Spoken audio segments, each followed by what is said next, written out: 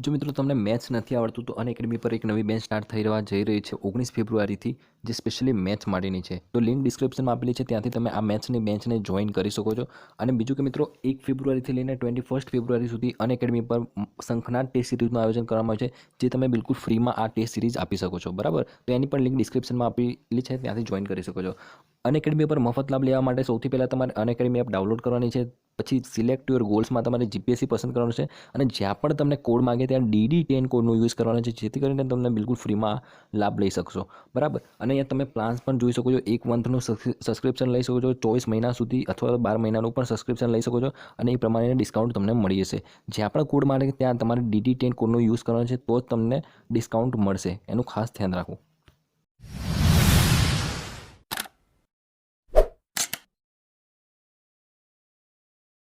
Hello everyone, मेरा नाम है शिवी और आज हम डिस्कस करने वाले हैं जीपीएससी की प्रिपरेशन से रिलेटेड जो भी बच्चों की क्वेरीज हैं कि कैसे हम बिगिनिंग से प्रिपरेशन स्टार्ट करें. तो इसके लिए हम इसमें डिस्कस करने वाले हैं कि कैसे हम मेंटल एबिलिटी के बारे में प्रिपरेशन कर सकते हैं. ठीक है, GS1 का ये सब्जेक्ट है 4th नंबर का, जिसमें मेंटल एबिलिटी के बारे में पूछा जाता है. इसके पहले जो GS1 GS2 में कौन से सब्जेक्ट होते हैं उसके बारे में हम डिस्कस कर चुके हैं. आपने वो वीडियो नहीं देखा है तो वो देख सकते हैं. आज हम डिस्कस करने वाले हैं मेंटल एबिलिटी के बारे में कि कैसे आपको ये वाला सब्जेक्ट डिस्कस करना है. इसमें मेनली जो क्वेश्चंस आते हैं वो नंबर सिस्टम इससे रिलेटेड आते हैं, एवरेज के बारे में आते हैं, सिंपल इंटरेस्ट, कंपाउंड इंटरेस्ट के बारे में आते हैं. ठीक है, प्रॉफिट एंड लॉस, ये सारे क्वेश्चंस आते हैं, और रीजनिंग के क्वेश्चंस आते हैं. ठीक है, तो इन सब के लिए आपको क्या फॉलो करना है? RS अग्रवाल. ठीक है, RS अग्रवाल के जो क्वेश्चंस होते हैं उनको फॉलो करना है. RS अग्रवाल में क्या होता है, हर चैप्टर के पहले 15 से 20 जो क्वेश्चंस होते हैं वो दिए होते हैं. ठीक है, वो हर मतलब कॉन्सेप्ट के ऊपर क्वेश्चन दिया है. आप सिर्फ उतना पढ़ लेंगे ना, उतना आपका सफिशिएंट है. ये 5-6 सब्जेक्ट मतलब जितने भी टॉपिक होते हैं, जैसे आप उठा कर देखेंगे ना सिलेबस, तो आपको उसमें पता चल जाएगा कि मेंटल एबिलिटी में आपसे क्या क्या पूछा जाता है. ठीक है, तो RS अग्रवाल से वो फॉलो कीजिएगा, या फिर आप यूट्यूब पे भी बहुत सारे लोग मेंटल एबिलिटी के क्वेश्चंस कराते हैं, वहाँ से भी फॉलो कर सकते हैं. ठीक है, और उसके बाद आपको जो सबसे इंपॉर्टेंट चीज़ करना है मेंटल एबिलिटी के लिए, वो है हमारा MCQ प्रैक्टिस करना है. ठीक है, ज़्यादा से ज़्यादा आपको MCQs प्रैक्टिस करना है. कैसे? जैसे आप मान लो एवरेज वाला क्वेश्चन आ रहे हैं, तो एवरेज वाले क्वेश्चन के ऊपर जितने MCQs हैं वो आपको क्या करना है? प्रैक्टिस करना है. ठीक है, ज़्यादा आपको प्रैक्टिस नहीं करना है, लेकिन हाँ कि मेंटल एबिलिटी के क्वेश्चंस आते हैं तो आपको फॉलो करना है. फिर और क्या चीज़ें आती है? लॉजिकल रीजनिंग के क्वेश्चंस आते हैं, वो आपको फॉलो करना है. कोडिंग डिकोडिंग के क्वेश्चंस आते हैं, वो आपको फॉलो करना है. रिलेशन से रिलेटेड क्वेश्चंस आते हैं. रिलेशन से रिलेटेड मतलब जैसे कि ब्लड रिलेशंस हो गया है, उसके अंकल वो थे तो वो उसका क्या हुआ, ऐसे क्वेश्चंस बहुत आते हैं. तो रिलेशन, ब्लड रिलेशन के ऊपर आपको क्वेश्चंस करना है. ठीक है, शेप्स के ऊपर बहुत क्वेश्चंस आते हैं, ऐसे अलग अलग टाइप के शेप्स दे दिए होते हैं, फिर पूछा जाता है ये तीसरा शेप जो है वो किसको रिजेंबल करता है. ठीक है, फिर क्वेश्चंस आते हैं क्लॉक्स के ऊपर, कैलेंडर्स के ऊपर, एज के ऊपर बहुत क्वेश्चंस आते हैं, ये सारे आप देख लीजिएगा. ठीक है, नंबर सिस्टम के ऊपर क्वेश्चंस आते हैं. ठीक है, नंबर सिस्टम आपको देखना है. लीनियर इक्वेशंस जो होती हैं 1 और 2 वेरिएबल वाली, उनके ऊपर क्वेश्चंस आते हैं. ठीक है, ये बहुत इंपॉर्टेंट है, आपको ये करके जाना है. ये मतलब हम लोगों ने बचपन से पढ़ा होता है, तो थोड़ी आप प्रैक्टिस कर लेंगे ना तो इसके ऊपर काफ़ी क्वेश्चंस बन जाते हैं एग्ज़ाम में. और पहले तो क्या था, टाइम लिमिट कम था, 3 घंटे नहीं था, 2 घंटे था, तो 2 घंटे में 200 क्वेश्चन नहीं हो पाते थे, बच्चों के क्वेश्चन छूट जाते थे. अभी टाइम लिमिट 3 आवर है, तो ईजिली आप बैठ के मेंटल एबिलिटी के क्वेश्चन सॉल्व कर सकते हो. ये जो 2019 का कट ऑफ था वो 3 आवर बढ़ने की वजह से ज़्यादा गया, नहीं तो पहले तो जो कट ऑफ जाता था वो 100 तक ही जा पाता था. इस बार जो कट ऑफ चला गया है वो 150 तक चला गया है, 130 फीमेल्स के लिए गया है. ठीक है, तो ये सारी चीज़ें आपको देखनी है. ओके, उसके बाद फिर देखिए कैसे क्वेश्चन आते हैं. रेशियो एंड प्रोपोर्शन के ऊपर क्वेश्चन आते हैं, एवरेज निकालने के क्वेश्चन आते हैं, मीडियन वाले क्वेश्चन आते हैं. ठीक है, ये क्वेश्चन आपको करने हैं. टाइम एंड वर्क के क्वेश्चन बहुत आते हैं, इससे रिलेटेड आप ज़रूर कर लीजिएगा. टाइम एंड डिस्टेंस के ऊपर आते हैं, स्पीड एंड डिस्टेंस के ऊपर बहुत क्वेश्चन आते हैं. फिर आते हैं सिंपल इंटरेस्ट क्या होता है, कंपाउंड इंटरेस्ट क्या होता है, प्रॉफिट एंड लॉस के ऊपर क्वेश्चन बहुत सारे आते हैं. उसके बाद एक और जो इम्पोर्टेंट चैप्टर है 9th और 10th में शायद आता है, एरिया और पैरामीटर से रिलेटेड. सिंपल ज्योमेट्रिकल शेप्स का वॉल्यूम क्या होता है, सरफेस एरिया क्या होता है, ये सिंपल वो फार्मूले बेस्ड क्वेश्चंस होते हैं, वो आते हैं सिलेंडर, क्यूब के, वॉइड्स के ऊपर. तो आपको फार्मूले लर्न कर लेने हैं और वो क्वेश्चंस आपके हो जाएंगे.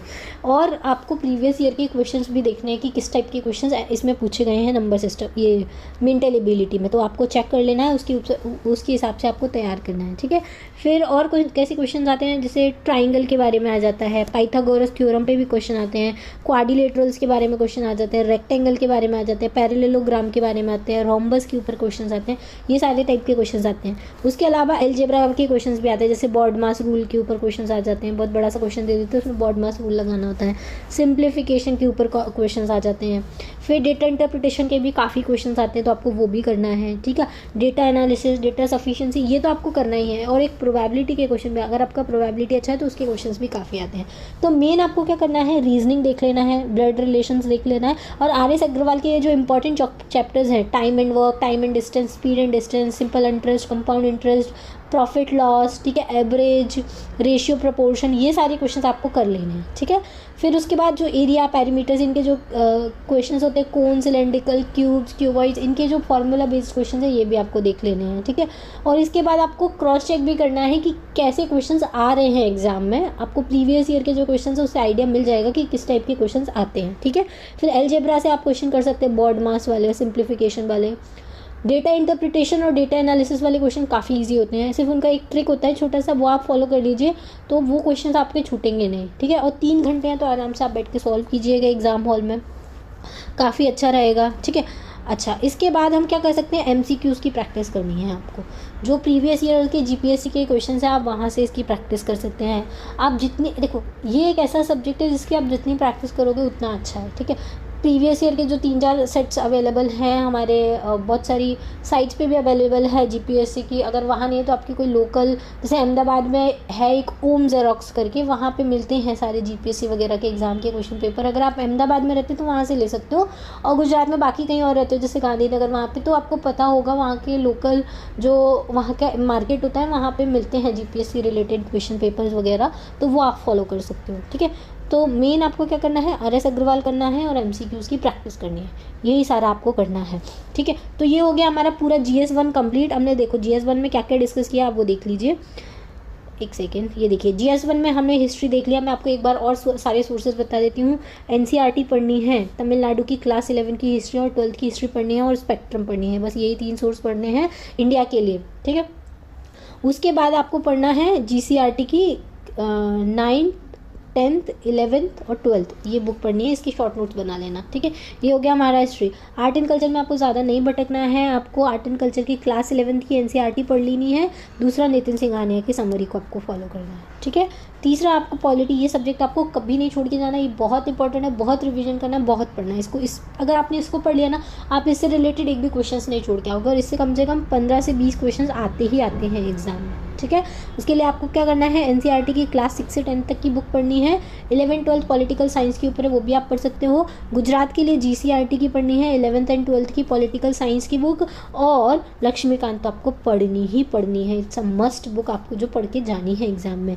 और मेंटल एबिलिटी के लिए मैंने आपको बताया RS अग्रवाल के क्वेश्चंस करने हैं, लॉजिकल रीजनिंग के जो क्वेश्चंस आते हैं प्रीवियस ईयर के क्वेश्चन कर लीजिए, आपका हो जाएगा सेट क्वेश्चन। GPSC के एग्जाम सेट के क्वेश्चंस मिलते हैं आपको मार्केट में, आप वो परचेज कर लीजिए, या GPSC की कोई टेस्ट सीरीज़ हो जो चलती हो, जैसे लक्ष्य कैरियर अकेडमी या बहुत सारी जो अकेडमीज हैं उनकी टेस्ट सीरीज़ चलती है, आप वो भी ज्वाइन कर सकते हैं, तो उससे आपका ये रिवीजन हो जाएगा एटलीस्ट, ठीक है। तो ये हो गए सब्जेक्ट GS1 के, सारे सब्जेक्ट आपको ये पढ़ के जाने हैं GS1 के लिए, ठीक है। ये पेपर मॉर्निंग में होता है, तो इसके लिए घर से प्रिपेयर करके जाना है, रिवीजन वगैरह सब कुछ। अब जो दूसरा पेपर है वो है GS2, जिसमें हम बाकी के सब्जेक्ट्स के बारे में डिस्कस करेंगे डिटेल में, कि कहाँ से स्टार्ट करना है, कैसे उसके नोट्स बनाने हैं, इसके बारे में हम डिस्कस करेंगे। चलिए ठीक है, thank you, thanks for watching, आज के लिए इतना ही। और अगर आपको तमिलनाडु की हिस्ट्री फॉलो करनी है तो आप, मेरा चैनल है शिवी सिंघल नाम से, उसमें मैंने काफ़ी डिटेल में मैप्स के साथ पूरा बनाया हुआ है। आप एक बार चैनल विजिट कीजिए, आपको आइडिया आ जाएगा कि किस टाइप का डिस्कशन मैंने किया हुआ है। पेज टू पेज डिस्कशन किया है मैंने, तमिलनाडु की जो बुक है उसका पेज टू पेज डिस्कशन किया है बुक से ही। अगर आप वो एक बार वीडियो देख लेंगे, उसके बाद आप जब भी बुक रीड करेंगे ना, तो आपको पूरा बुक याद हो जाएगा, सब कुछ समझ में आ जाएगा, ठीक है। कनेक्टिविटी आपकी पूरी बन जाएगी हिस्ट्री से रिलेटेड, ठीक है। उसके अलावा पॉलिटी के लिए भी मैंने एक रिवीजन सीरीज़ डाली है, जिसमें मैं शॉर्ट नोट्स बना के उसमें मैंने वीडियोस डाले हैं कि अगर आपने पॉलिटी पढ़ ली है, अगर नहीं भी पढ़े, तो वो एकदम क्विक रिवीजन के लिए एग्ज़ाम के जस्ट पहले भी आप उसको रिवाइज़ कर सकते हैं। जस्ट पहले, मतलब एग्ज़ाम आने वाला है, 10-15 दिन ही बचे हैं और आपको जल्दी से रिवाइज़ करना है, तो आप वो सीरीज़ को भी फॉलो कर सकते हो। और उसको एक बार आप देखिएगा, उसमें मैंने मतलब अपने हैंड रिटन नोट्स से वो वीडियो बनाए, तो उससे आपको आइडिया आएगा कि शॉर्ट नोट्स हम कैसे बनाते हैं। बना सकते हैं। ठीक है, एक और चीज़ मैं आपको बताना चाहूँगी कि जब भी आप शॉर्ट नोट्स बनाते हैं ना, आप पूरा पेज ऐसे यूज़ मत कीजिए। इससे क्या होता है, लंबा लंबा हम लिखते हैं ना, तो हमारा माइंड उतना ज़्यादा उसको इफ़िशिएंटली याद नहीं रख पाता है। उसकी जगह आप क्या कीजिए, पेज को हमेशा 2 पार्ट में डिवाइड कर लीजिए। इधर कंटेंट लिखिए, फिर उसके बाद ऐसे लिखिए और इधर लिखिए। इसमें पेज है ना, जब हमारा 2 पोर्शन में डिवाइड है तो हमारी आंखों को सिर्फ यहाँ से यहाँ तक पढ़ना होता है, ऐसे ऐसे ऐसे। तो क्या होता है, ईज़िली वो जल्दी हम रिवाइज़ कर पाते हैं, जल्दी हमारा माइंड उन चीज़ों को ग्रास्प कर पाता है। और अगर हम ऐसे इतना लंबा लिखते हैं ना, तो हमारी आंखें इधर फिर इधर फिर इधर फिर इधर, इससे काफ़ी प्रॉब्लम होती है। आप ये ट्रिक यूज़ करके देखना, ये काफ़ी हेल्पफुल है। हमेशा पेज को 1 2 3 ऐसे पार्ट में डिवाइड करके लिखिए। जैसे आप कंपैरिजन लिख रहे हो, जैसे मान लो सुप्रीम कोर्ट और हाई कोर्ट के बारे में कंपैरिजन लिख रहे हो, सुप्रीम कोर्ट लिख दो, हाई कोर्ट लिख लो, उसके रेलेवेंट पॉइंट, सुप्रीम कोर्ट की सारी डिटेल लिख लिया, हाई कोर्ट की सारी डिटेल लिख लिया, फिर इनके जो इंपॉर्टेंट पॉइंट्स है वो लिख लिए। ठीक है, ऐसे लिख सकते हैं। लोकसभा राज्यसभा के बारे में लिख रहे हैं तो लोकसभा लिख लो, राज्यसभा लिख लो, लोकसभा में कितनी सीट्स है, राज्यसभा में कितनी है, कौन सा डिसॉल्व होता है, कौन सा नहीं होता है, कितना टेन्योर है, कितना नहीं है, इन सब के बारे में ऐसे लिख सकते हो। तो ये बहुत अच्छा मेथड होता है, हमेशा पेज को डिवाइड करके नोट्स बनाना। ठीक है, चलिए आगे हम डिस्कस करते हैं नेक्स्ट लेक्चर में। तो अभी के लिए इतना ही। GS2 के जो सब्जेक्ट्स आपको फॉलो करने हैं उसके लिए हम नेक्स्ट लेक्चर में डिस्कस करेंगे। Thank you.